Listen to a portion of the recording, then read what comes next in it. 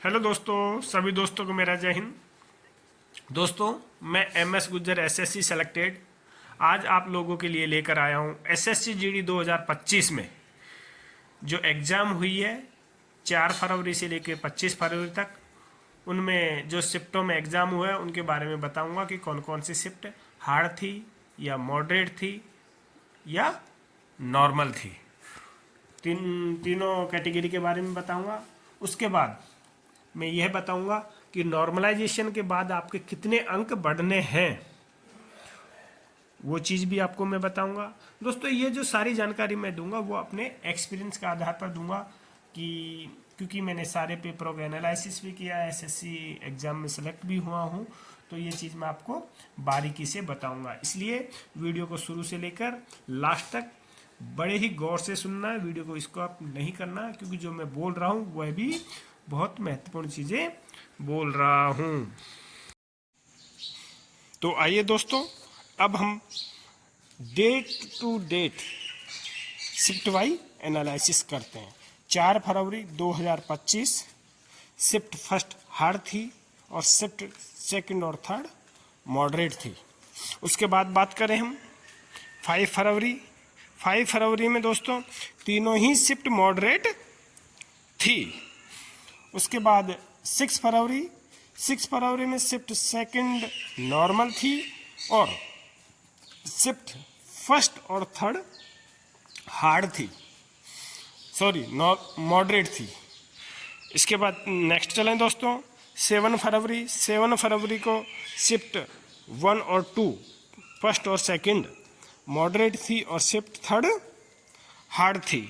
कुछ दोस्त कहेंगे मेरे कि सर, जो ये हार्ड और नॉर्मल और मॉडरेट आप कर रहे हो वो किस बेसिस पे कर रहे हो? दोस्तों, ये SSC की गाइडलाइन होती है, हर एग्ज़ाम की गाइडलाइन होती है कि हार्ड, नॉर्मल और मॉडरेट का निर्धारण कैंडिडेटों के द्वारा उस शिफ्ट में प्राप्त किए गए अंकों के आधार पर किया जाता है। तो वो मैं पूरा फॉर्मूला निकाल दिया हूँ, लास्ट में आप देख लीजिएगा। चलो नेक्स्ट चलते हैं दोस्तों। 10 फरवरी की फर्स्ट शिफ्ट नॉर्मल थी, सेकंड शिफ्ट मॉडरेट थी और थर्ड शिफ्ट हार्ड थी। नेक्स्ट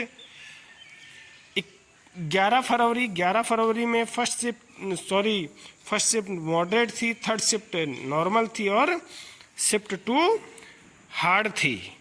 उसके बाद 12 फरवरी को बात करें, 12 फरवरी में दोस्तों शिफ्ट थर्ड नॉर्मल थी, शिफ्ट 1 और 2 मॉडरेट थे।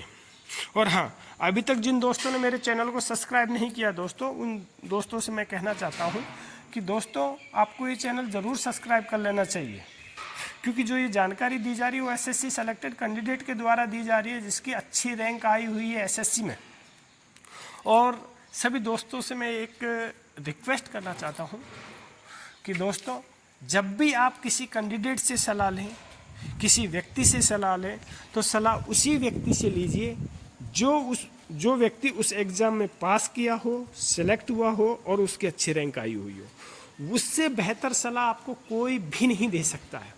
उसका उदाहरण के तौर पर मैं बता दूं, एक वीडियो मैंने बनाई थी कि SSC GD का एग्ज़ाम देने से पहले यह वीडियो देखें, आप मेरे चैनल पर जाके देख लीजिए, कि उसमें मैंने बताया था कि आपको पढ़ना किसी प्रकार है कि जिससे कि आपका अच्छा स्कोर आ सके। क्योंकि ये मायने नहीं रखता कि आप कितने घंटे पढ़ रहे हो, मायने ये रख रहा है कि आप किस प्रकार पढ़ रहे हो। जिस कैंडिडेट ने टॉपिक बाय टॉपिक की यहाँ से पेपर उठ रहा उसके अकॉर्डिंग पढ़ाई की है, जो मैंने पिछले वीडियो में मेरे में बताई थी, तो मैं गारंटी के साथ कहता हूँ उसका पेपर अच्छा हुआ होगा और उसका सिलेक्शन कंफर्म है। यही बात फिजिकल और मेडिकल पर होती है। कई दोस्त खूब दबा के भागते हैं, तैयारी करते हैं, या तो चेस्ट में निकल जाते हैं या फिजिकल के किसी इवेंट में निकल जाते हैं, क्योंकि गाइडलाइन की कमी की वजह से वो सक्सेस नहीं हो पाते। और यही रूल मेडिकल पे भी लागू होता है। तो दोस्तों, आप कोई भी एग्ज़ाम दो, मैं आपको ऊपर फोर्स नहीं कर रहा कि आप मेरी सलाह मानो, नहीं। आपको जो अच्छा लगता है कि इस कैंडिडेट ने एग्ज़ाम पास की है, सेलेक्ट हुआ है, अच्छी रैंक है, तो उससे आप सलाह लीजिए कि सर कैसे पढ़ें, क्योंकि मायने नहीं रखता कि आप कितने घंटे पढ़ रहे हैं, मायने रखता है कि आप कैसे पढ़ रहे हैं। तो आइए बिना देरी किए हुए वीडियो की ओर चलते हैं। 13 फरवरी को दोस्तों शिफ्ट 3 नॉर्मल शिफ्ट थी, शिफ्ट 1 और 2 मॉडरेट शिफ्ट थी। उसके बाद 17 फरवरी शिफ्ट 1 और 3 ये मॉडरेट थी और शिफ्ट 2 हार्ड थी। उसके बाद दोस्तों 18 फरवरी को शिफ्ट 1 नॉर्मल शिफ्ट थी, शिफ्ट 3 हार्ड मॉडरेट थी और शिफ्ट 2 हार्ड थी। इसी प्रकार 19 फरवरी को देखें, शिफ्ट 1 नॉर्मल थी, शिफ्ट 2 और 3 मॉडरेट थी। 20 फरवरी को शिफ्ट 1 नॉर्मल थी, शिफ्ट 2 और 3 हार्ड थी। और कुछ दोस्तों को कह रहे हैं कि सर हमारी शिफ्ट हार्ड थी। दोस्तों जो भी एग्ज़ाम देता है उसको हार्ड ही लगता है, और एग्ज़ाम दे के बाहर निकलता है तो उसको ऐसा लगता है कि जो मेरे द्वारा क्वेश्चन किए हुए हैं वो सारे सही है, लेकिन हकीकत पता तब चलता है जब आंसर की आती है। उसी प्रकार हार्ड और नॉर्मल का डिसाइड या पता कौन कर सकता है कि जो उस एग्ज़ाम को क्लियर किया हो, तो उसको पता है कि ये हार्ड थी और ये नॉर्मल थी, क्योंकि उसका सिलेक्शन हुआ है। वहाँ जाके उसको पता है कि इस लेवल पे ये हार्ड है, इस लेवल पे नॉर्मल है। तो इसका निर्धारण दोस्तों मैंने अपने अनुभव से किया है। नेक्स्ट की बात करें हम 21 फरवरी की। 21 फरवरी में दोस्तों शिफ्ट 1, 2, 3 तीनों ही मॉडरेट शिफ्ट थी।